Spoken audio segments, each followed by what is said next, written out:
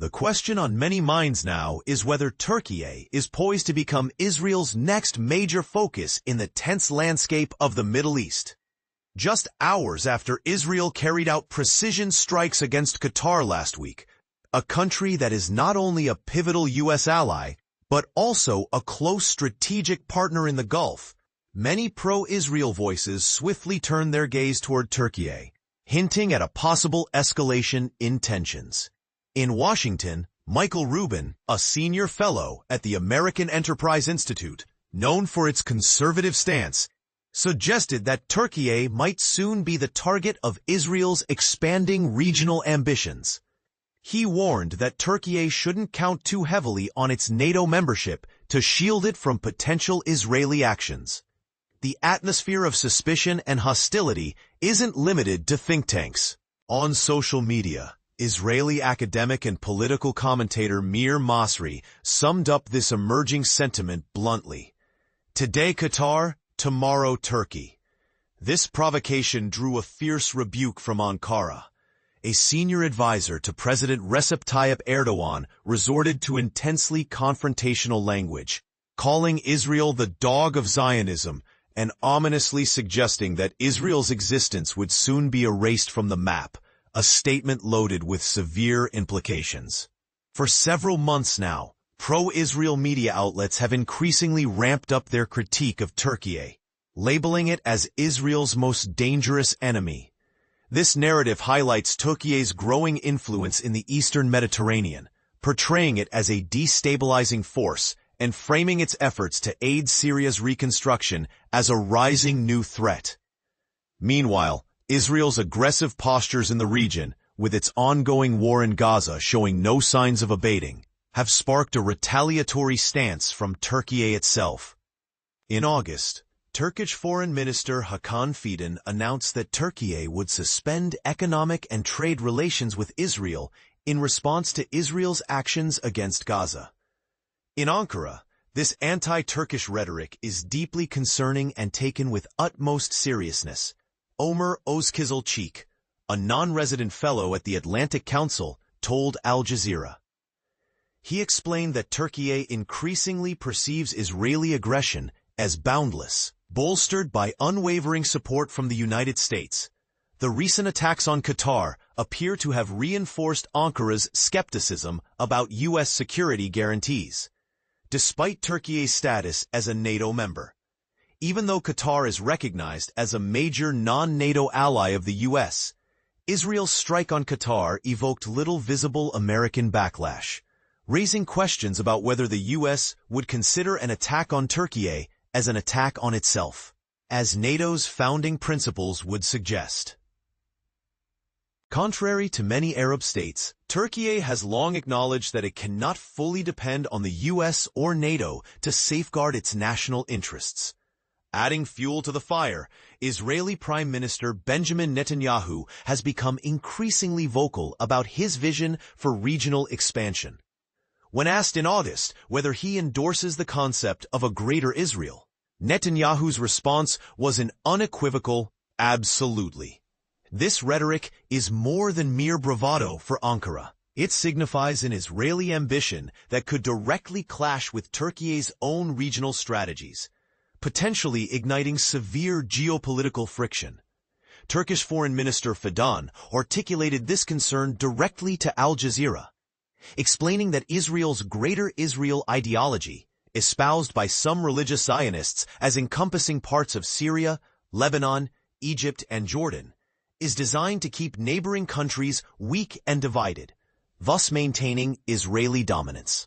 In the past few weeks alone, Israel has intensified its military campaigns beyond Gaza, conducting nearly daily raids in the occupied West Bank and launching attacks in Yemen and Syria.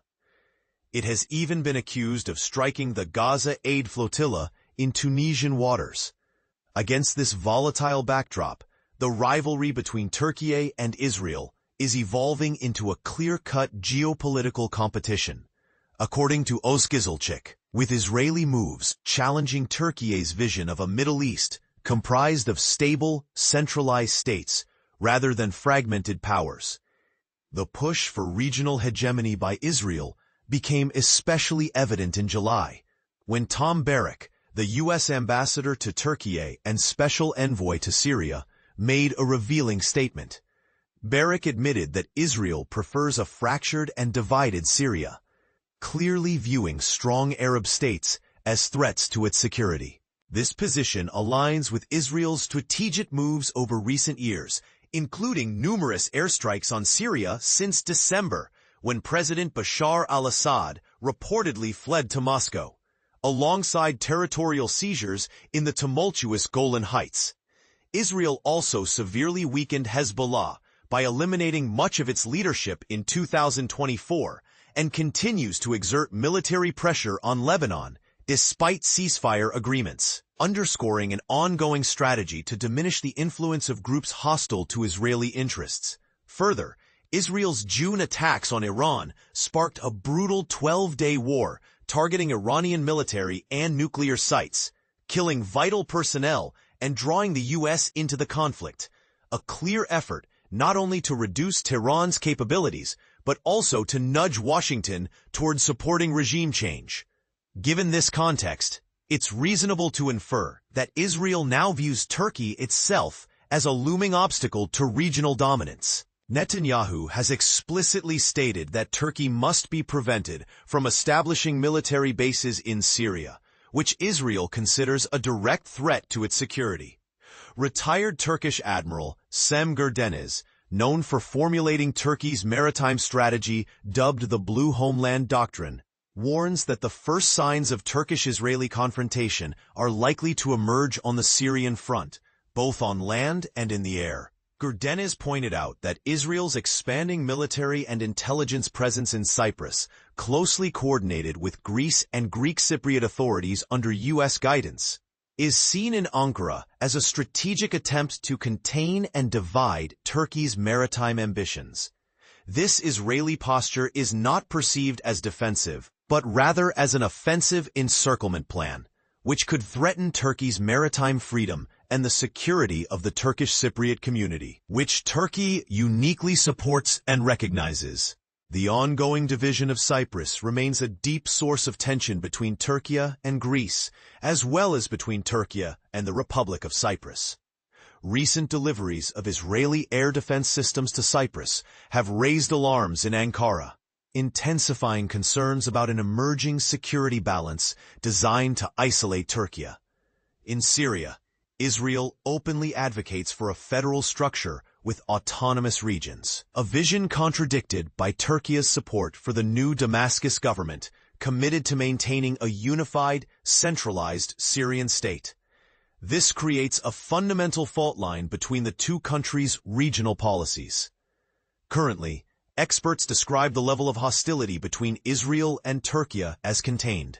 Gökhan Şinkara, director of the Global and Regional Studies Center at Necmettin Erbakan University in Turkey, notes that the most significant risk for Turkey would be a chaotic and uncontrolled outbreak of intergroup conflict within Syria. Thus, Ankara seems to advise Damascus to act pragmatically, understanding that Syria's fragile security apparatus makes it difficult to control potential ethnic and sectarian clashes that could breed prolonged instability. Netanyahu's push for a Balkanized Syria, which would divide the country along ethnic and religious lines and demand demilitarized zones,